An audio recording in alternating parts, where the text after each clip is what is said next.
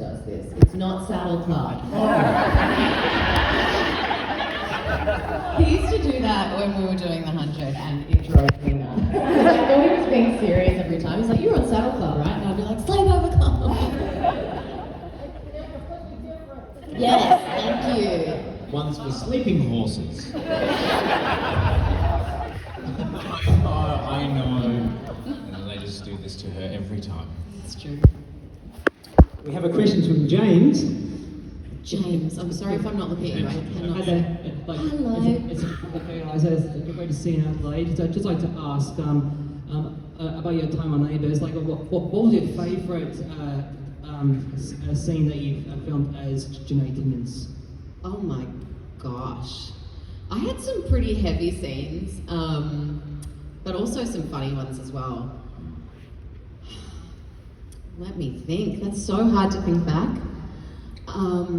James, I was also on Neighbours. One of my favourite scenes was when I was in a jumping castle fighting Toadie's kid. And he beat me up. Toadie had a kid? I think so. And he beat me up. Yeah. I know you remember that one, James. Sorry, love. Yeah, no, I can't, but I'm really struggling Long to time think. ago. It's such a long time ago. But I'm thinking about all the really sort of hard moments, because I had some really like rough storylines. There were some dramatic ones, yeah. But there was a lot of light moments too. I mean, I loved working with Kyle Marsh, who played Boyd, and we played husband and wife for a while there. And How old were you guys when you got married on that? I was 16. You guys got no, like the characters. Yeah. She was 16? I think she was a year older than me. I think she was 17, but yeah. Wow. Yeah. That's true love. That's Neighbours. Luke has a question over here for you. Oh, What was the most awkward scene you guys shot in the 100? awkward. Awkward. Well, I mean, you got hung upside down. That's pretty awkward. In my underwear. In your underwear. In my adult diaper. That was pretty awkward meeting Tassia for the first time. Both of us in like little underwear, in cages. Yeah. And she had to spit on me. That was pretty awkward. Oh, yeah. Yeah. I had to spit on Alicia. Eey. And I couldn't do I don't know how you guys, I think, like how you get the phlegm at the back of your throat and you project. I can't do that, and that's what I was supposed to do. There's this great video on it in this movie called Titanic, where Leonardo DiCaprio teaches what's her name how to spit. Yes, I should have watched that beforehand. Yeah. That would have been a great tutorial. Weird scene. Yeah, that is always a bit awkward, you know? Surely you had some really awkward scenes. Yeah. I mean, I didn't like killing people. That was awkward for me, not for Clark. She was great at it. Oh, real natural. But yeah, I don't know. That always made me feel uncomfortable, you know, like anytime I held a gun, really. But surely when you were rapping in... Oh, yes. That would have been Oh my tricky. God, dancing and painting and you were rapping painting in French. right-handed, right? Yeah, I had to paint right-handed, She's dance, left-handed, by the way. which I can't do. Really bad at that. And then rap in French. Yeah. And That's challenging. that was really hard. I think that was the hardest thing I've done on the show. Favourite episodes from the 100 guys? Favourite episodes? My favourite's Day Trip. Yeah, Day Season Trip's 1, great. episode 8. Yeah. At, where we were on the Joby Nuts and we all kind of trip out a bit. And then, It's a great episode. yeah. And I really enjoyed that fight sequence with Dax at the end. Yeah. Yeah. All I had to do was go, "Get off him!" And then I just get whacked in the head. Do you remember that? But you had a gun, right? You were like... I was like, "Get off him!" And then I just get like, Oh, you just, he knocks me That's right. out. I think that was you one had a good fight. Yeah, I think that was like one of the first episodes where I had a lot of fight sequences as well, because I had one with Isaiah Yeah, that's Yeah. right. as well in that.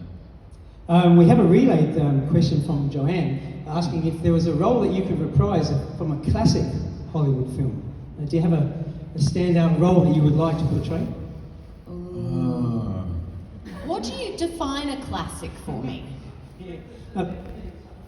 Breakfast at Tiffany's. Oh, I see. Classic. I see.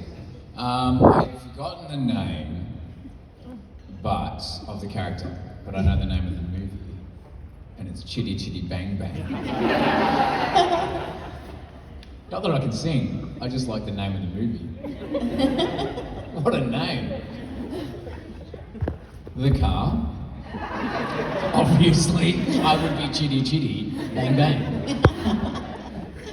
I don't know. I mean, Chitty Chitty? no. That's all you, babe. Oh.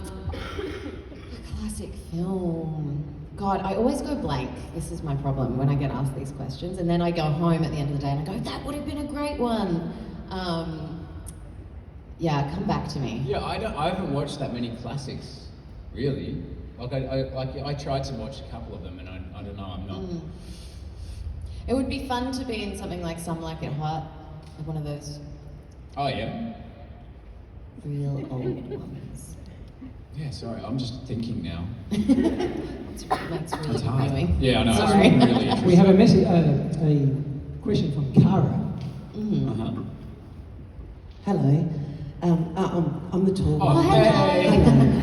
I wanted to ask you as actors, the Australian schools, so NIDA, Whopper, all of those sorts of places, they teach a very sort of insular, stoic, almost like a really subtle expression, when you, especially when you're doing TV and close-up and things like that. Did you find a difference in the American and Canadian directors where they were trying to bring you out of your shell, or did they? Yeah.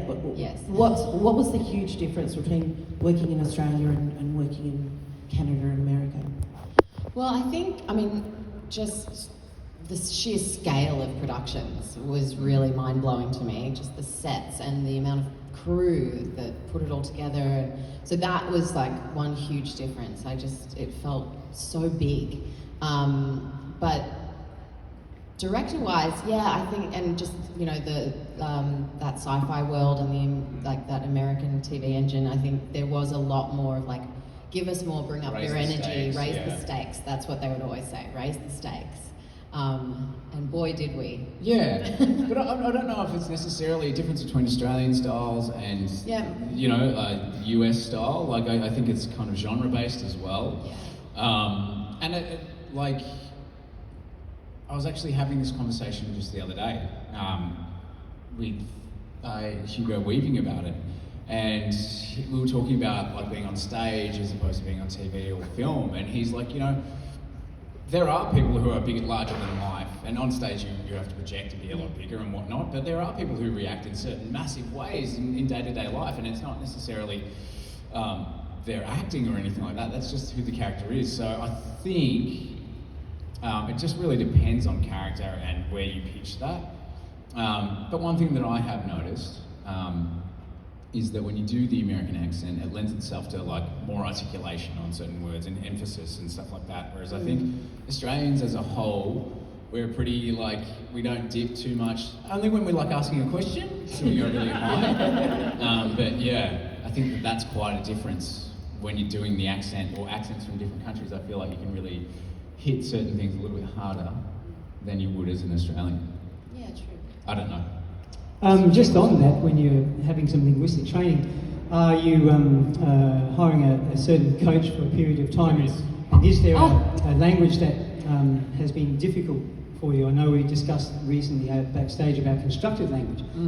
Did you find that challenging? Yeah, I mean, we had to speak Trigetta slang. Trig. We just call it Trig.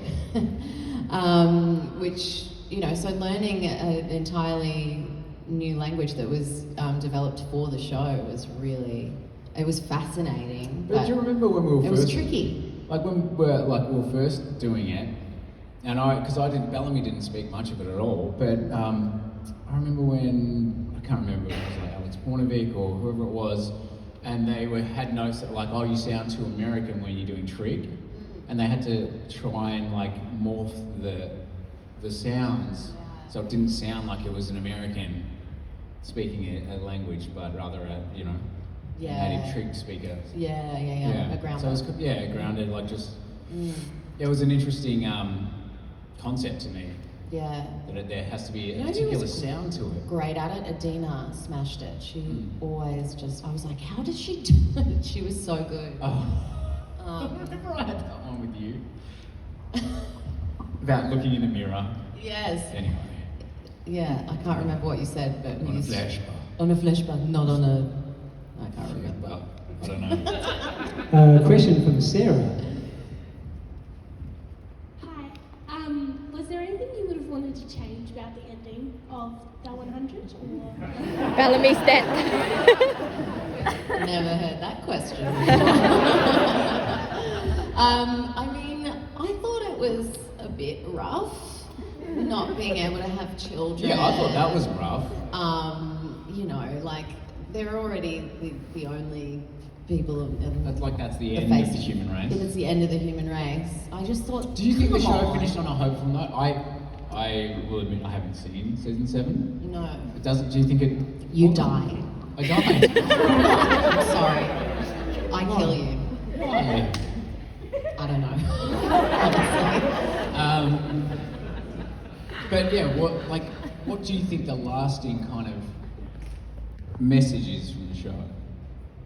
Like, is it a hopeful note, or is it kind of like this is where we end, and that's like because Well, I think- without them being able to have kids, it was kind of like that's a bit like Yeah, I mean, it depends. finality. I've heard a lot of mixed reports on, Mhm. like, some people did find it really hopeful. Okay. That they could finally be at peace and Oh, yeah, yep. just, you know, take a load off, maybe unpack the last 7 years or 127 years. 1,000 years, whatever, you know, It ended who up knows. But then there's other people who think that, you know, they got a pretty bad deal in the end. And I think I just, you know, I really Cut think to they everyone should who's never- transcended, just having a great time. Yeah, partying. Yeah. Yeah. So I didn't know that. I know people transcend. Yes. No, I'm not too sure. Like, I don't know. Mm. I think there was a lot of things they had to try and tie up. How did you feel about it, Sarah? Yeah, I mean, it was a bit of a build-up from season 1 being to season 7. Like, you've been watching this whole journey. Yeah. And now it's like, you feel complete in a way, but you also feel a bit empty because the characters that you grow so attached to now gone. Yes, Yeah. a lot of the characters that we grew attached to But I departed.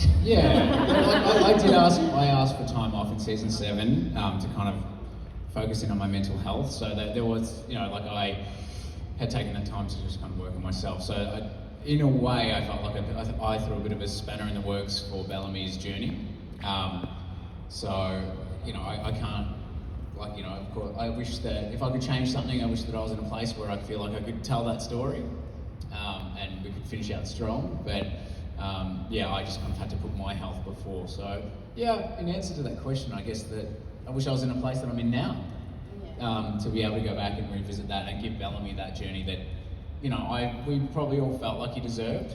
But it was my choice to focus on my mental health, and I had to prioritise it that way. So if I could change it, then I wish that I was in a better place to be able to have finished the show stronger. Plenty of questions, everybody. So we've got another Cara here with a question. Hi. I was wondering what your opinion on method acting was. Ooh. So I've been around a few method Have you? actors, and it's always the couple that I've worked with were playing bad guys, so it was really hard to work with them because they were at their character's offset as well, and it was I found it really unsettling. You know what? It's very rare that you hear about someone who's playing someone very jolly being like, I'm method. I'm It's gonna method, be yeah, so exactly, lovely to everyone. exactly, You yeah. always just hear stories about method actors going very deep and dark and Yeah, getting that kind of dark. stuff. Yeah. So I don't know. I don't think I think it's like as long as everyone has their own method. Everyone has their own like, process. and their own process. Yeah. Yeah. I just think if you are using your method and it kind of encroaches on other people's lives and you kind of start treating people poorly because Yeah. of your process, maybe it's time to reassess it. you know? That's been my experience where, you know, certain people were really rude to the crew, and I was like, you don't need to go that far, you know. So that sort of thing, that grates on me. But I also, you know, appreciate that that's their Yeah. way of delivering a really truthful performance. So It's it's a very like, intense way to live. Like It I is, know yeah. that. Like I definitely tried to. With Bellamy, he was very like everything on the 100 was really heavy, and yeah. in my outside life, I didn't really want to have to carry that weight with me. Yeah, we you know? had to kind of leave that at the door when we Yeah. finished work, or at least that's how we At least try to. Yeah. tried to. Yeah. Tried to. Another question from Gabby. I was just wondering which set on the 100 was your favourite to work on? I think for me, it was anything, and I mean, it's not really a set, it's a location. It was the GPRD, the forest. It was pretty magical, like kind of turning up to work, and you know, some days were hard, like the weather was terrible, but like, you know, seeing like brown bears kind of getting around and deer and all that kind of stuff was just really. Two-headed deer? Or just- Two-headed deer, yeah, and just like That's a and cheap snow joke, and sorry. stuff like that. It was just, to me, it was magical to be out there, and you didn't have any phone reception or anything, so you're just kind of out there, and then you'd go back to the real world. There was something about that I really quite enjoyed. I know that the crew and you and most people disagree with me, but I loved the dropship. It was such a tiny set to work on, so it was pretty challenging. But I feel like that we got to have so many great still moments in there, as opposed to, you know, crazy fight scenes. And, I had lots you of know. fight scenes in those things. Okay, I didn't. But yeah, I really liked that. There was something about, there was a bit of like a pressure cooker in that drop ship. Yeah, I don't And know. so like it always felt like it was intense in there. Yes. Yeah. Yeah, I liked that. And I also liked Mount Weather. I thought that was really cool. I didn't get to, I just blew it up. I got to crawl through the vents at Mount Weather. Yeah, Yeah. that's right. You had a lot of vent acting. Another question from Crystal. Hi. Hi. I was wondering if you could play any character on the 100, who would you choose to play? My answer changes with the day. Mine, yeah. Depends on the day. But you said I would play a really good Jasper. Yeah, 'cause you're funny.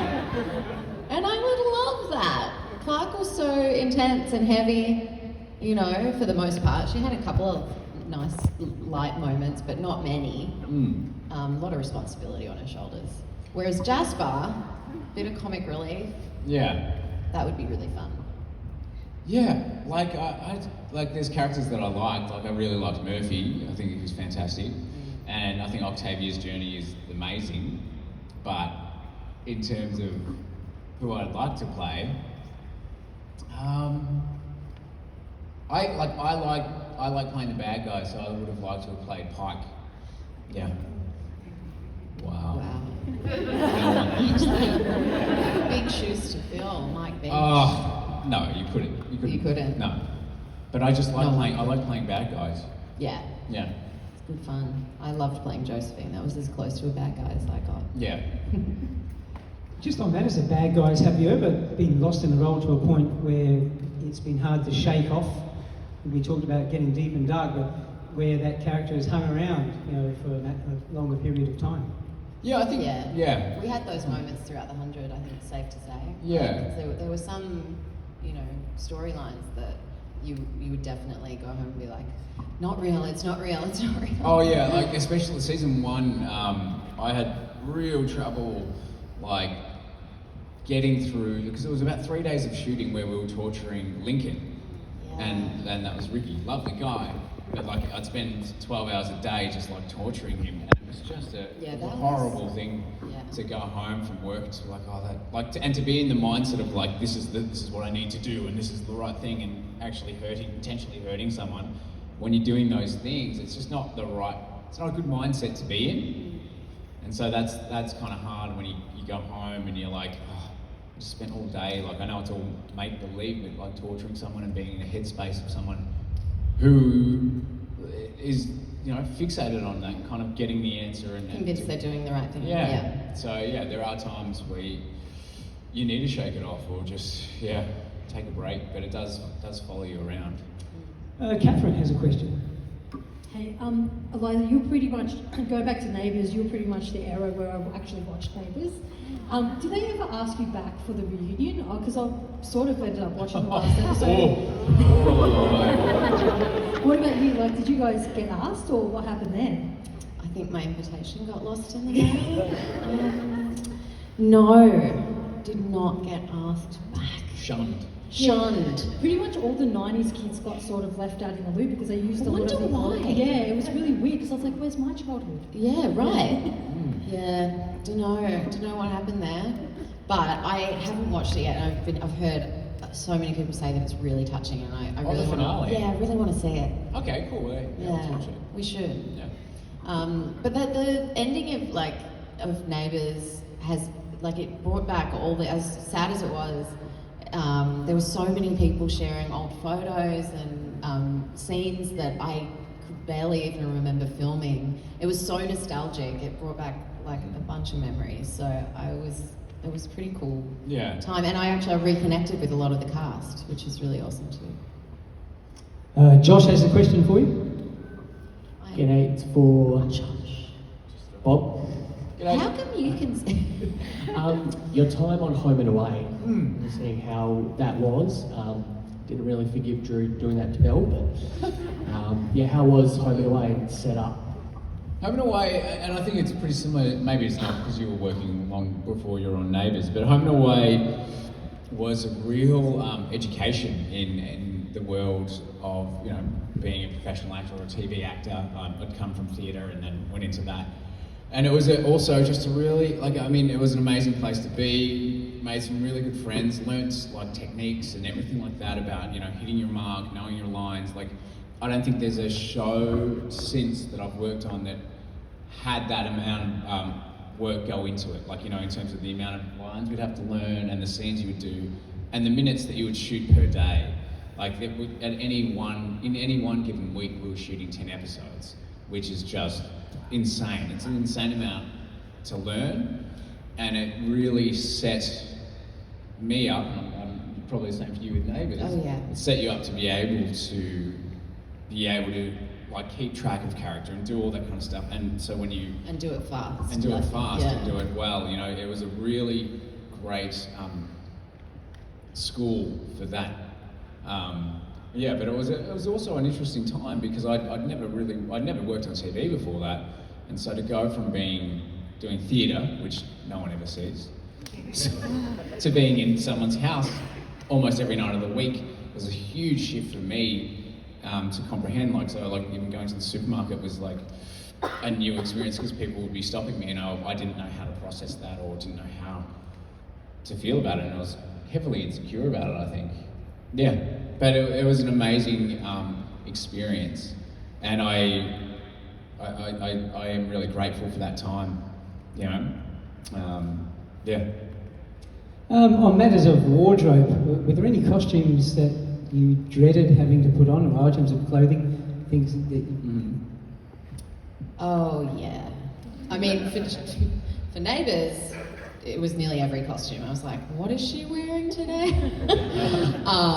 But on the 100, there was a kind of grounder period for Clark, and so there was a lot of harnesses and corsets and the ground, it was, our wardrobe team were amazing. They were amazing. But yeah, when you would, I think I got to dress up as a Reaper once in a while. Yeah. But yeah, there were at least 20 items that you'd have to put on, and they're all numbered as to how you put them on. What order you put them on in, and let me tell you, going to the bathroom was a nightmare. Yeah.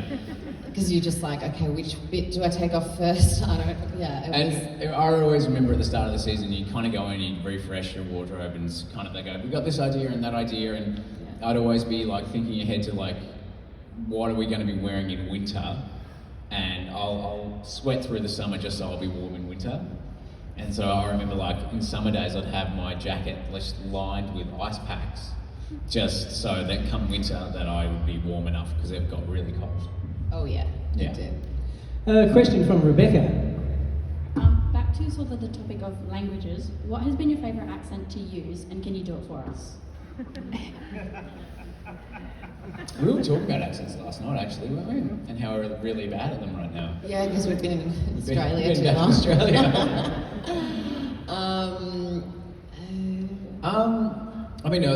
It always kind of seems so bizarre to me, the Bellamy accent. Is that Bellamy's a specific kind of one? It's Batman. Yeah, like, and he was born. He was born In the darkness. He was born.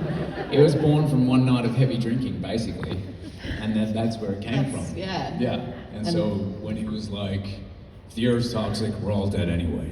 I think that was the first line I said as Bellamy, and it was just because I think You had a big one. I had a big one the night before, and so I was like, and then when I watched the pilot back, I went, "Wow, my voice is quite low," because I didn't audition with that voice.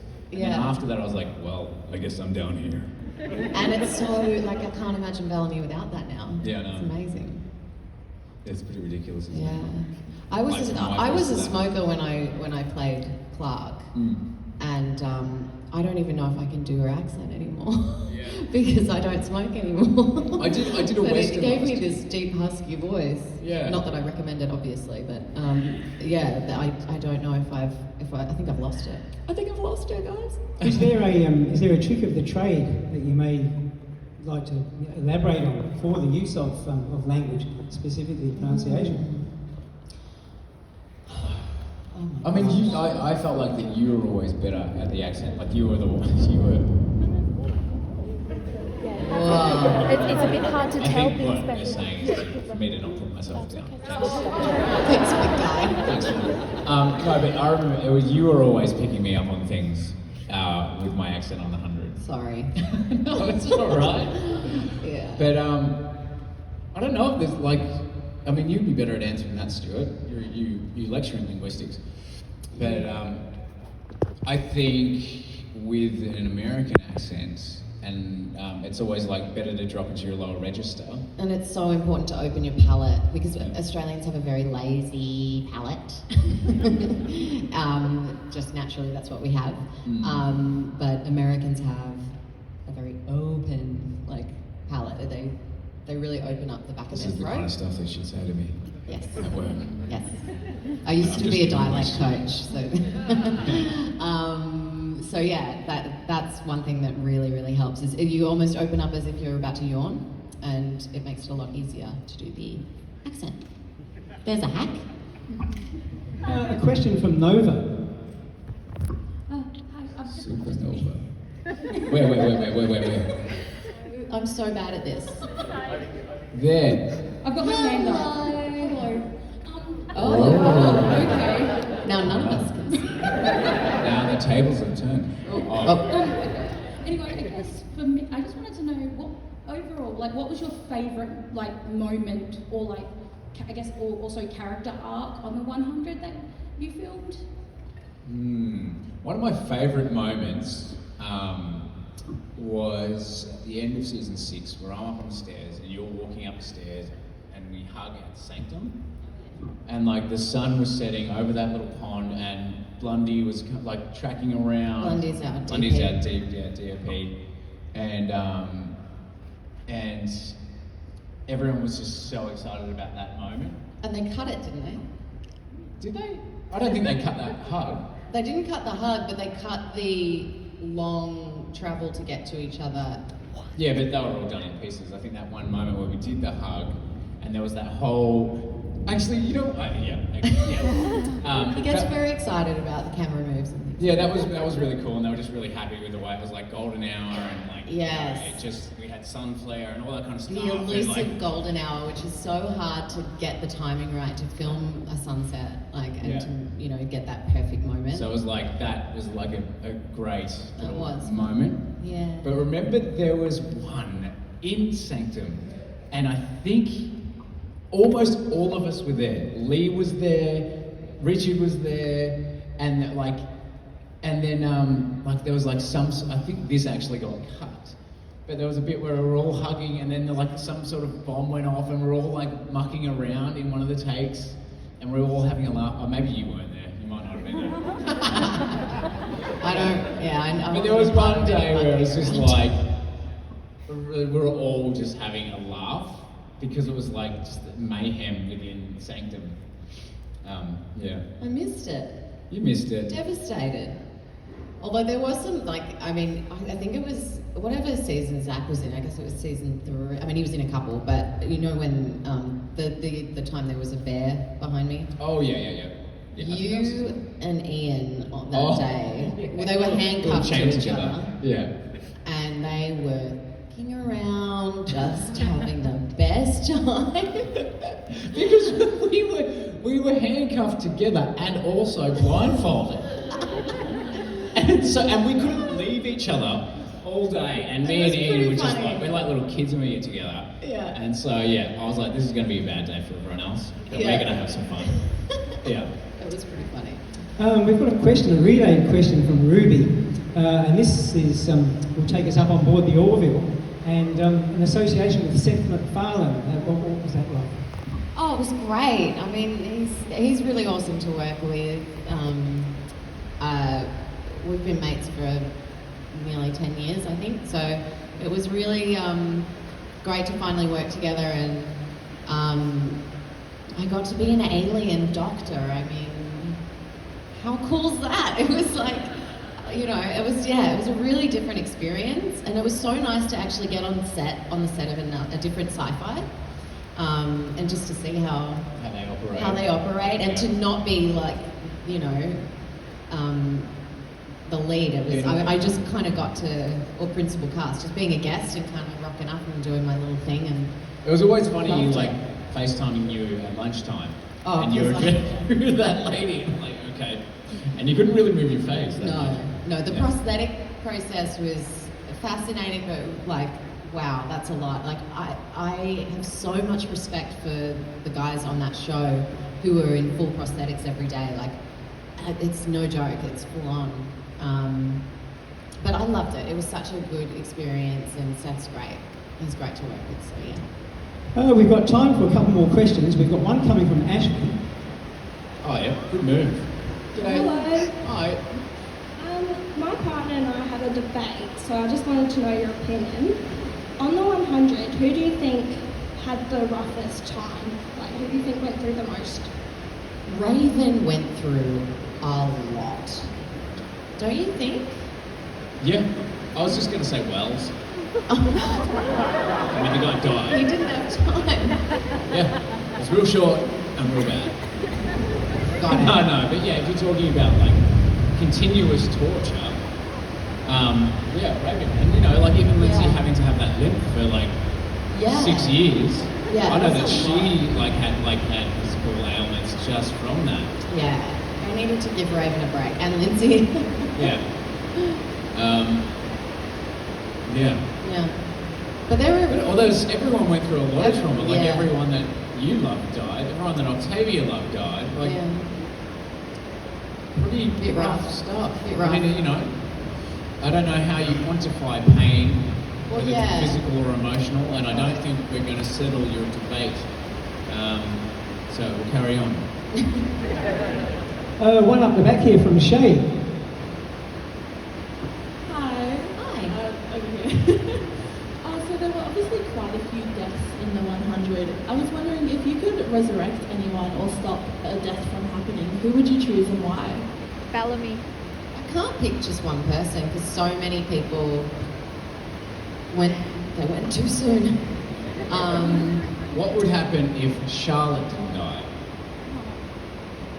Because we were like Bellamy and Clark were like pseudo parents. That's true. We would have raised that girl. Yeah, to be fierce. Yeah. But I've answered this one before, and I've said Wells because I think that would have been a really interesting dynamic, and also another tie for Jaha. Whoa, sorry. This is crazy. Sorry. No, it's all right. Does not agree with Wells. I just think that it would have been to have Jaha more entrenched and invested in what the young ones were going through because his son was there. I think that would have been a really interesting dynamic, and I would have loved to have seen Isaiah and oh my God, Wells, the actor who played Wells, Eli, yeah, Isaiah and Eli play that out.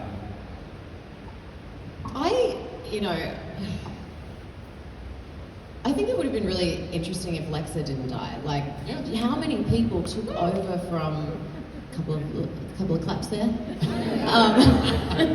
How many, like there were so many kind of pseudo commanders and like, you know, everything, the whole grounder dynamic changed. Yeah, I mean, it would have been interesting because there was an uprising happening as well within that storyline. Yeah. Like she was about to be disputed as the leader. And that would have been quite interesting too. Would have. Yeah. I think Clark might have been a bit happier too. You know, she never really got over that death. It would have been interesting to see how Clark, To see how that played out. relationship would have played out. Yeah. Well, everybody, we've got time for only one more question, I'm afraid, and this has been a fantastic response from the floor. Sarah has a question to finish off today. Hello.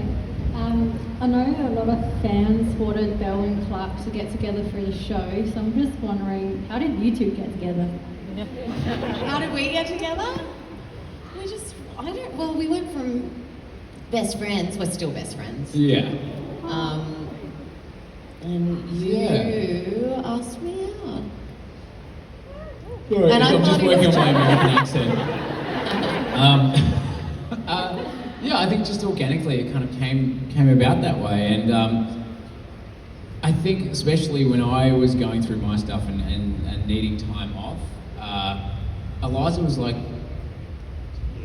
the person that stood up for me the most and protected me and looked after me. Like I was in, I just had knee surgery when I was doing season 6, and I guess I just was just trying to do the show as best as I could, but I couldn't walk. Like they were propping me up on boxes to look like I was standing up. And I was just like, I couldn't walk back to my car, couldn't walk up my stairs. I was like crying myself to sleep because I was in pain and I felt like I was failing. And Eliza was one of the only people that stood up and said, no, he has to go home, he needs, you know, like she was like, it was that shift about someone who actually cared about me, like saying you need to look after yourself, that I think really shifted that relationship from being friends to me seeing you in a different light, you know, and you seeing my worth and then showing me that going forward. So, quite different from Belle and Clark in a lot of ways. Yeah. But I think that was a huge turning point for me in my own self-worth and the way I saw myself, because you made me realise that. Yeah.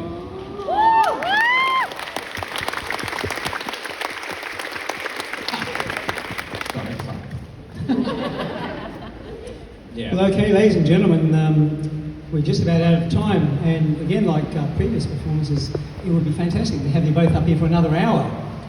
We've got so many questions out there, so we do apologise for those who didn't get answered. Yeah, stop by, say good day. Yeah, come to the table, for sure. Yeah. Thank you guys so much for having us. Thank you.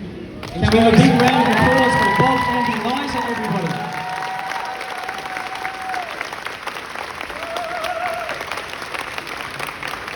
Thanks again, and enjoy the rest of your day, everybody.